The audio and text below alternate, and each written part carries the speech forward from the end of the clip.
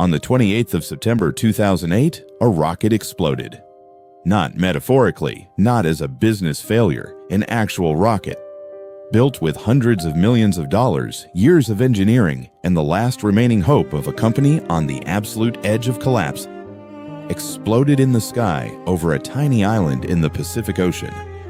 The man who built that rocket sat in a room surrounded by his team and did not speak for a long time.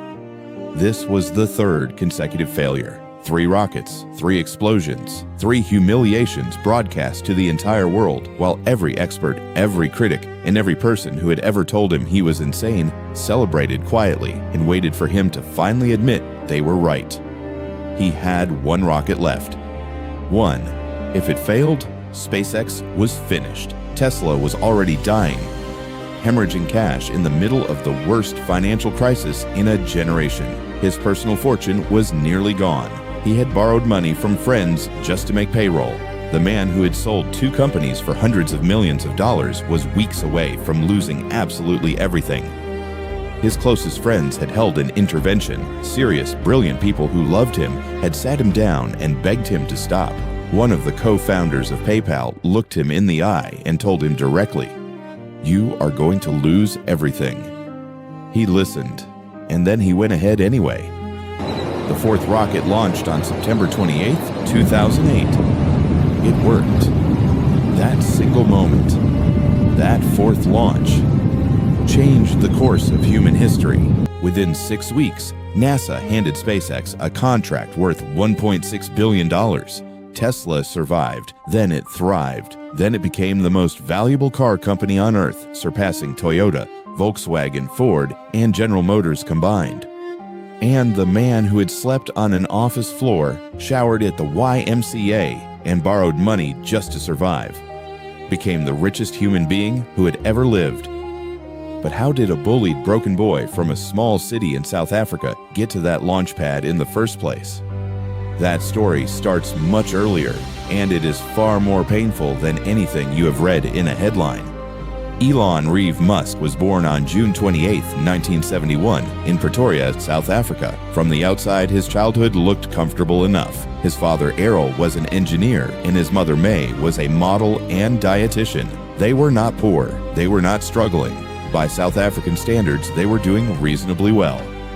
But inside that house, something was deeply wrong. Elon Musk was by many accounts a cold, difficult, and emotionally crushing father. Elon has spoken publicly about his father in ways that reveal a childhood defined not by warmth or encouragement, but by criticism and control. He once described his father as a man who could make anyone feel small, a man who had a special talent for finding every weakness in a person and pressing on it until something broke. For a boy who was already different, already strange, already living more inside his own mind than in the world around him. That home environment was suffocating, and school was no better.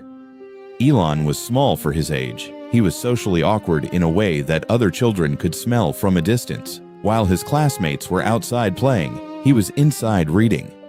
Not children's books, but encyclopedias, science textbooks, anything he could find that explained how the world actually worked. By 9 years old, he had read through the entire Encyclopedia Britannica from cover to cover and started again. That made him a target. The bullying he experienced was not casual or occasional. It was sustained, organized, and vicious. There was one incident that Elon has spoken about where a group of boys grabbed him and threw him down a flight of concrete stairs. Then they stood over him and beat him while he was on the ground until he lost consciousness. He was hospitalized. He missed school for weeks. His face was so badly damaged his father did not recognize him when he came to the hospital. He was 9 years old. Most children would have collapsed permanently under that kind of violence. Most children would have retreated so deep inside themselves that nothing meaningful ever came out again. But something in Elon Musk was wired differently. The pain did not make him smaller. It compressed him. The way extreme pressure turns carbon into diamond, into something denser, harder, and more determined than he had been before. He retreated further into his mind and his books, and then he found computers. At 10 years old, At a time when personal computers were almost completely unheard of in South Africa, Elon convinced his father to buy him a Commodore VIC-20. He taught himself to program from the instruction manual that came with it. The manual suggested the course would take 6 months to complete. Elon finished it in 3 days. Within 2 years, he had written his own video game entirely from scratch. It was a space-themed shooter called Blastar. He submitted it to a computer magazine called PC and Office Technology. They published it and paid him $500. He was 12 years old. He had already built and sold his first product. But even as his mind was accelerating forward, his personal life was fracturing. His parents divorced when he was 10, and the separation was bitter and painful. Elon made the decision to go and live with his father, a decision he would later describe with genuine regret as one of the worst choices he ever made. The years with his father were hard in ways Elon has never fully described publicly. What he has said is enough. By the time he was 17, he had made a decision that would define everything that came after.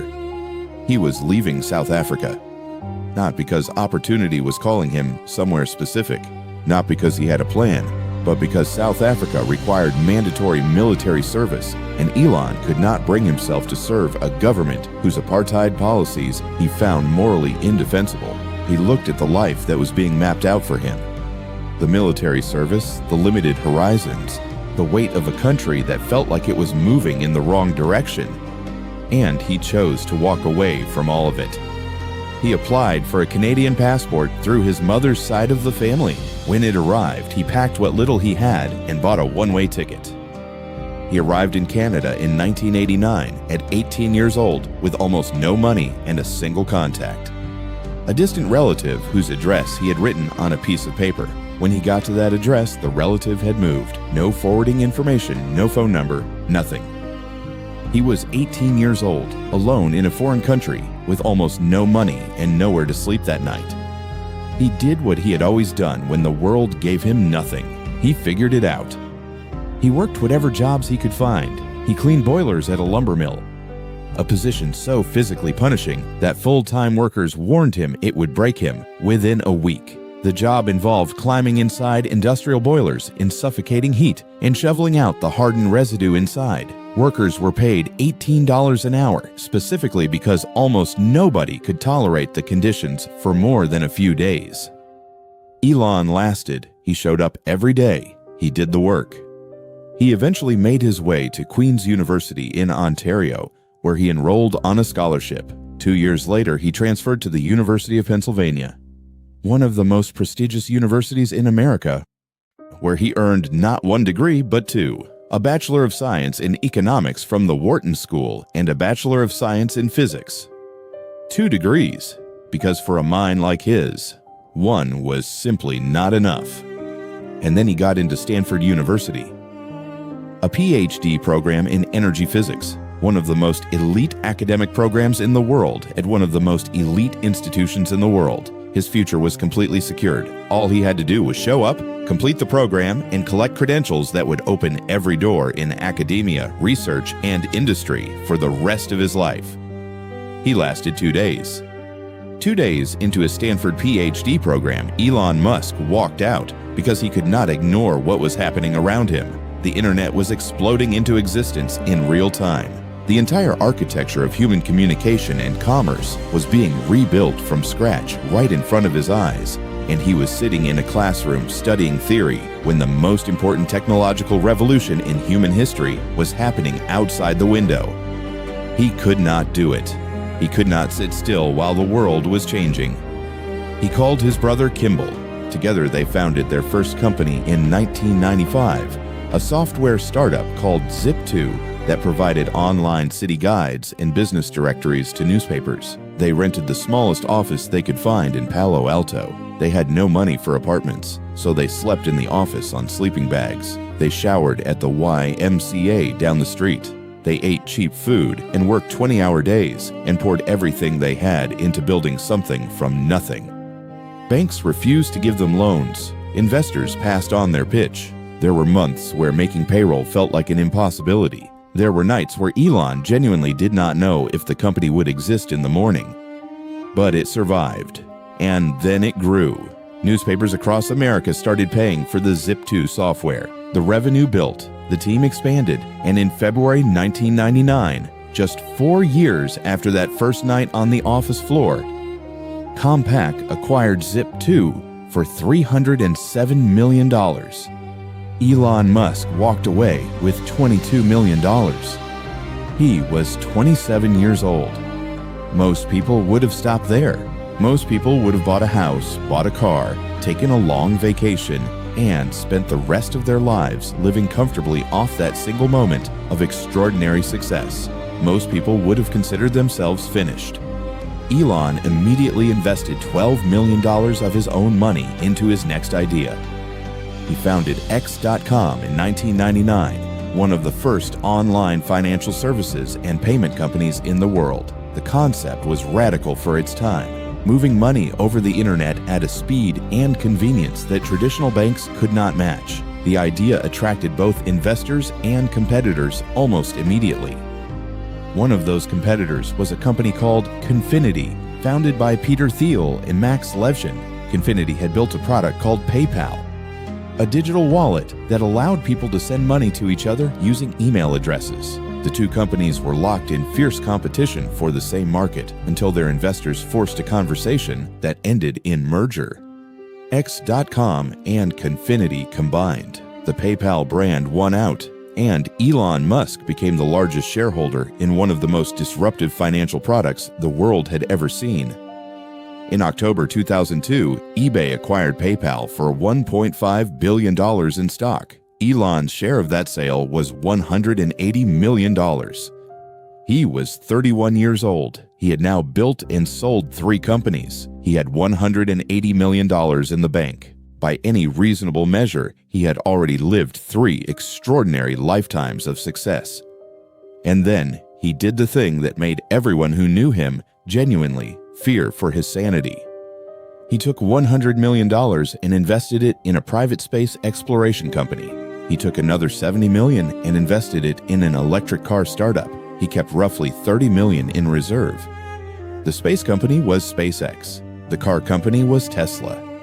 The reaction from the people around him was not excitement. It was not admiration. It was alarm. Space travel had never been done by a private company. It was the exclusive domain of governments with effectively unlimited budgets.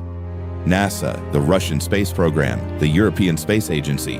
The idea that a private entrepreneur with $100 million could build rockets that worked was not just ambitious. To most experts, it was delusional. Electric cars had been tried before. General Motors had built an electric vehicle in the 1990s called the EV1. They had then recalled every single one and destroyed them. The industry consensus was clear. Consumers did not want electric cars. The technology was not ready, and anyone who thought otherwise was ignoring reality.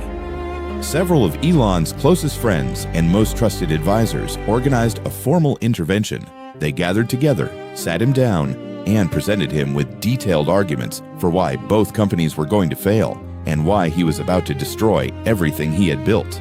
One of the PayPal co-founders told him directly and without ambiguity, "You are going to lose everything." Elon thanked them, and then he funded both companies anyway. What followed was the most painful decade of his life. SpaceX spent years building its first rocket, the Falcon 1. The engineering challenges were immense. The costs were staggering. And when the first launch attempt finally came in March 2006, the rocket failed 25 seconds after liftoff due to a fuel leak and fire.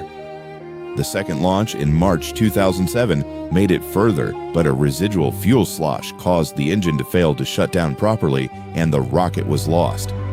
The third launch in August 2008 came agonizingly close. The first 2 stages performed perfectly, but a stage separation timing error caused the stages to collide, and the rocket was destroyed. 3 launches, 3 failures, hundreds of millions of dollars gone. At the same time, Tesla was in crisis. The 2008 financial crash had devastated investor confidence. The original Tesla Roadster was massively over budget and behind schedule. Suppliers were threatening to cut them off. The company was burning through cash at a rate that made survival feel impossible. Elon was financing both companies simultaneously out of his own pocket. He liquidated almost everything he had. He borrowed money from friends. He later admitted that during this period, he was having regular panic attacks, that he could not sleep, that the psychological weight of what he had taken on was crushing him in ways he had never experienced before. He had months, not years, before both companies ran out of money completely. And then came September 28th, 2008, the fourth launch, the last chance. The Falcon 1 ignited. It cleared the launch pad. It climbed through the atmosphere. The first stage separated cleanly. The second stage ignited. And 9 minutes and 31 seconds after launch, the Falcon 1 reached orbit. The room where the SpaceX team was watching erupted. Engineers who had given years of their lives to this moment wept openly. Elon stood at the front of the room and could barely speak. He managed 4 sentences. He said this was one of the greatest days of his life. He said he was incredibly proud of the SpaceX team. He said they had shown that a private company could reach orbit, and then his voice broke and he stopped. 6 weeks later, NASA awarded SpaceX a contract worth $1.6 billion to resupply the International Space Station. Tesla secured emergency funding and survived the financial crisis. Then the Model S launched and changed everything. Then the Gigafactories. Then the Model 3. Then the solar panels and the Powerwall and the Semi and the Cybertruck and full self-driving and a vision of the future that kept expanding faster than anyone could track. SpaceX launched astronauts into orbit. Then it developed reusable rockets that landed themselves back on drone ships in the middle of the ocean. A thing that physicists had said for decades was theoretically possible, but practically impossible. Then it built Starlink, a satellite internet network that now serves millions of people in some of the most remote places on Earth. And Elon Musk, the boy who was thrown down a staircase, who slept in his office, who was told 3 separate times by people he trusted that he was going to lose everything, became in November 2021 the first human being in history to have a personal net worth exceeding $300 billion. $300 billion. From a sleeping bag on an office floor. From a family that broke. From a country he had to escape. From 3 exploding rockets and a car company that nearly died a dozen times before it lived. Here is what I need you to take from this story before you close this video. Elon Musk is not special because he is a genius. There are thousands of geniuses who never build anything. He is not special because he was lucky. Luck does not survive 3 rocket explosions. He is not special because he had advantages. He had a painful childhood, a difficult father, and a country that offered him no future. He is extraordinary for one reason only. He decided, at every single moment, when the rational, reasonable, intelligent choice was to stop, that he was not finished yet. When the first rocket failed, he was not finished. When the second failed, he was not finished. When the third failed and his friends begged him to walk away, he was not finished. When Tesla was hemorrhaging money and the financial crisis was killing everything around him, he was not finished. He just kept going. And that, not the IQ, not the money, not the connections, that relentless refusal to accept that the story was over is the only thing that separates Elon Musk from 1,000 other brilliant people who started with big ideas and stopped when it got hard. The question this story leaves you with is not about him. It is about you. What have you been told is impossible? What dream are you carrying that the people around you have already given up on? What is the rocket in your life that has failed 3 times and is sitting on the launch pad waiting for you to decide whether you are going to attempt the 4th launch? Because if a bullied boy from Pretoria with a sleeping bag, a broken family, and 3 exploding rockets could become the richest human being who ever lived, then the only thing standing between you and your own version of that story is the decision to launch one more time. If this story lit something inside you, if it reminded you that your struggle is not your ending and your past does not determine your future, then subscribe to this channel right now. Every single week, we tell the stories of men and women who started with absolutely nothing and built something the world told them was impossible. These are not motivational fairy tales. These are real people with real pain, real failure, and real decisions that changed the entire direction of their lives.